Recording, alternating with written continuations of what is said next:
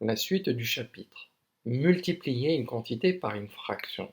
Remarque, prendre une fraction d'une quantité revient à multiplier ce nombre par cette fraction. Exemple, dans un collège, 3/5 des 435 élèves sont des filles. 3/5 de 435. Si je veux calculer ça, il va falloir que je multiplie 3/5 fois 435.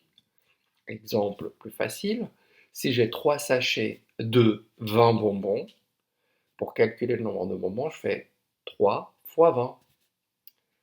Donc, en règle générale, le 2 se traduit mathématiquement par fois.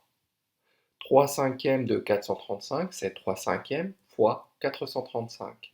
3 sachets de 20 bonbons, ça va se transformer en 3 fois 20 bonbons.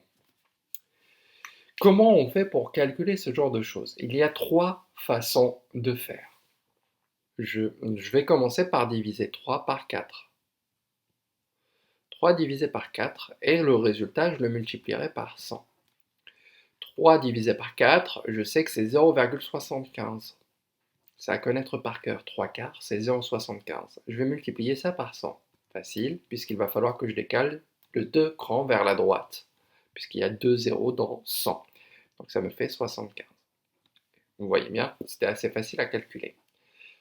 Une autre méthode. Je vais commencer par diviser la quantité par le dénominateur, puis je vais multiplier par le numérateur. Je vais prendre la quantité, je divise par le dénominateur qui est 4 et je vais multiplier le résultat par le numérateur. 12 divisé par 4, ça nous fait 3.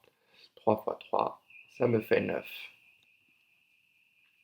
Maintenant, la troisième méthode, c'est je multiplie le numérateur par la quantité, puis je divise par le dénominateur. Je vais faire 4 fois 3, donc le numérateur multiplié par la quantité, et je vais diviser le résultat par 6, par le dénominateur. 12 divisé par 6, ça nous fait 2. Regardons maintenant, par exemple, ici, je voulais calculer 3/5 fois 435. Première façon, 3/5. 3/5, c'est pareil que 3,0 divisé par 5. Ça, c'est 0,6. Donc, j'ai commencé par diviser. Maintenant, je vais multiplier 0,6 fois 435.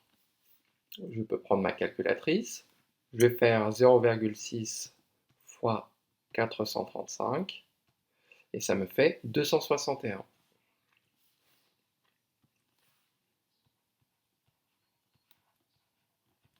Deuxième façon de faire. La deuxième façon de faire, c'est diviser 435 par 5. Dans 43, j'ai combien de fois 5? J'ai 8 fois 5, il me reste 3. Je descends le 5, ça me fait 35 divisé par 5, ça me fait 7. Vérifions, 435 divisé par 5, ça me fait bien 87. Maintenant, ce qu'il va falloir faire, il va falloir multiplier 87 par le numérateur, fois 3. 7 fois 3, ça nous fait 21.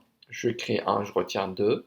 3 fois 8, 24, plus les 2 retenus, ça nous fait 26. Et vous voyez bien, on a le même résultat, encore. Troisième façon de faire, je vais d'abord multiplier 3 et 435. Je vais le faire de tête, 3 fois 5, ça me fait 15, je retiens 1. 3 fois 3, ça fait 9, plus 1, ça fait 10, et je retiens 1. 4 fois 3, ça fait 12, plus la retenue, ça fait 13. Donc ça nous fait 1305. Et ce résultat-là, je vais le diviser par le dénominateur qui est 5. Dans 13, j'ai combien de fois 5? Dans 13, j'ai 2 fois 5, il me reste 3. Je descends le 0, ça me fait 6. Donc 6 fois 5, ça fait 30, le reste 0, je descends le 5, et dans 5, j'ai une fois 5, et le reste est nul. Donc on vérifie grâce à la calculatrice, et on ne s'est pas trompé, mais normalement non. 3 fois 435, ça me fait 1305, et je vais diviser 1305 par 5, ce qui me fait 261.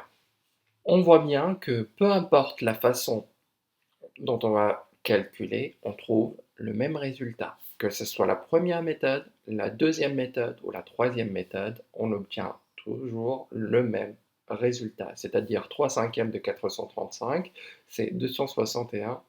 Donc, il y a 261 phi, car 3 cinquièmes, c'est la proportion des phi.